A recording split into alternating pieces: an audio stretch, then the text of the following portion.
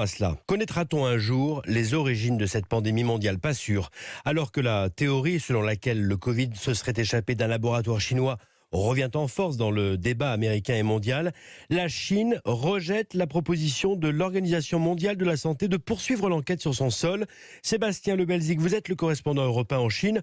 On peut parler de divorce entre l'OMS et la Chine. Oui, cette fois, on peut bien parler de divorce entre la Chine et l'OMS. Pékin, tout à l'heure, a refusé de poursuivre l'enquête menée par les scientifiques de l'Organisation mondiale de la santé sur les origines de la pandémie.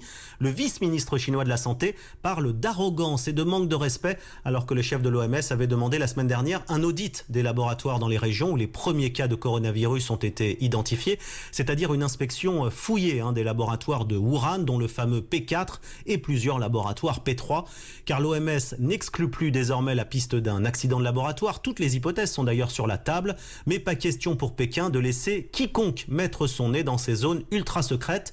Pékin nie toujours farouchement toute possibilité d'une fuite, et après avoir émis plusieurs hypothèses, la Chine pointe aujourd'hui du doigt un laboratoire américain, d'où selon elle pourrait venir le virus. Elle demande à son tour une inspection.